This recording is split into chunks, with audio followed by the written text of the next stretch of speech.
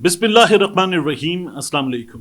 वज़ीर आज़म पाकिस्तान अमेरिका में हैं अपने एक लंबे चौड़े लाओ लश्कर के साथ। इस लश्कर में वज़ीर आज़म के साथ उनकी काबीना के लोग हैं, पाकिस्तान से सहाफ़ी हैं और मुस्लिम लीग नून के बरतानिया से, अमेरिका से ऐसे लोग भी, यूरोप से ऐसे लोग भी वज़ीर आज़म के काफ़िले में इस लाओ लश्कर में शरीक हुए हैं जो सोशल मीडिया पर ख़वातीन के ख़िलाफ़ गलीज़ तरीन ज़बान का इस्तेमाल करते हैं, उन्हें गालियां देते हैं। वो भी वज़ीर आज़म के इस काफ़िले का हिस्सा बने।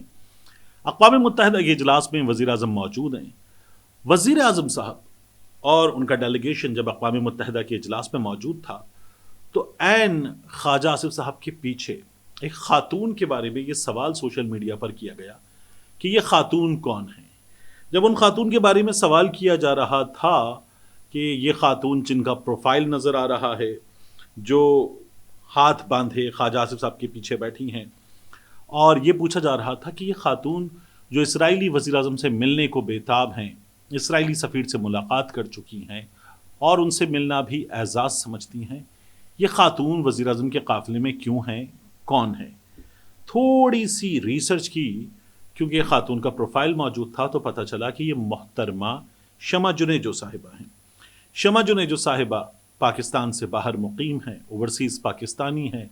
ये कभी कभार अखबारात में लिखती हैं। इनमें और दीगर तमगा याफ्तगान में एक बात कॉमन है कि इन तमाम लोगों ने इमरान खान साहब के ख़िलाफ़ इत्मीनान के साथ बात की है, सोशल मीडिया पर खुल के बात की है और इमरान खान के मुखालिफिन का साथ दिया है।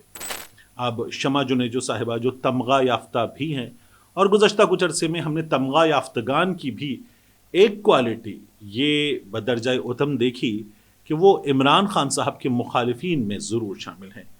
वो शमा जुनेजो साहिबा हमें अक़वाम मुत्तहिदा में नज़र आईं।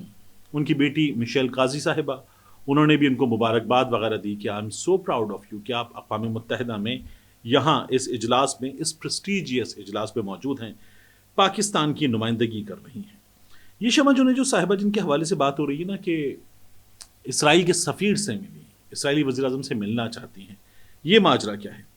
ये 10/5/2018 यानी कि मई की बात हो रही है, 2018 में उन्होंने एक ट्वीट किया और कहा had a very productive discussion with, फिर इसराइली सफ़ीर को इन्होंने टैग किया और लिखा on digital diplomacy algorithm, looking forward to invite the office of Netanyahu, उनको टैग किया, for my PhD research after getting ethics approval, it will be a great honour to add him as a participant.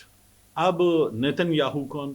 Netanyahu वो जो फ़लस्तीनियों का कातिल, जिस पर दुनिया जंगी जराइम का मुकदमा चलाने की बात करती है, उस नेतन्याहू के लिए शमा जुनेजो साहिबा इमरान खान की हुकूमत आने से पहले से बात करती हैं कि उससे मिलना तो एजाज़ होगा।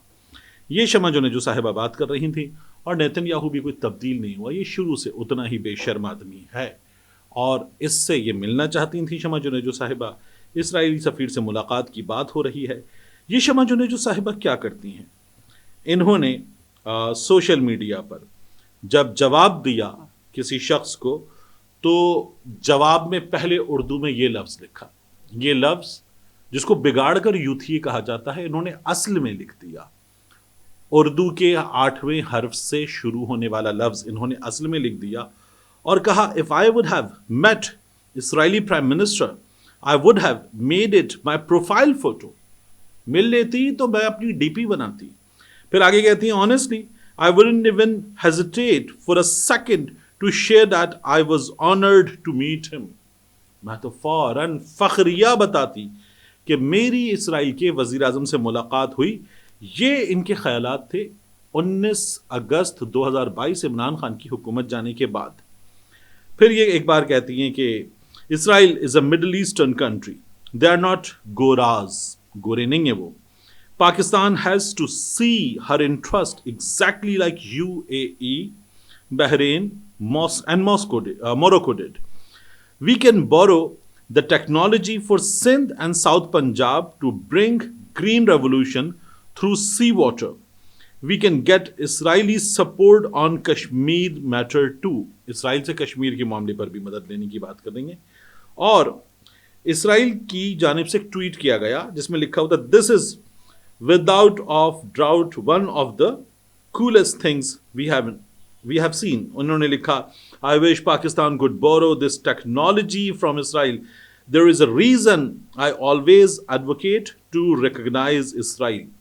تو اسرائیل کو تسلیم کرو, اسرائیل کو ریکگنائز کرو بطور ملک, اسے تسلیم کرو, یعنی اس میں سفیر وغیرہ بھی بھیجو, ان سے تعلقات استوار کرو. یہ شمع جنیجو صاحبہ کی ایڈووکیسی ہے, اور یہی شمع جنیجو صاحبہ جو ہیں وہ پاکستان تحریک انصاف کے لوگوں کے حوالے سے جب بات کرتی ہیں تو کہتی ہیں کہ یہ لوگ ترلے کر رہے ہیں, یہ یہودیوں کے ترلے کر رہے ہیں پاکستان تحریک انصاف والے. اب یہ اقوام متحدہ کے اس ڈیلیگیشن میں جو پاکستان کو ریپرزنٹ کر رہا ہے ہمیں نظر آ رہی ہیں.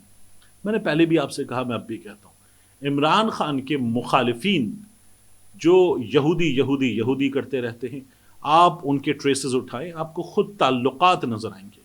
وہ جو نور ڈاہری نے کہا تھا اور مریم نواز نے شیئر کرنے کے بعد ڈیلیٹ کیا تھا, وہ کیا تھا؟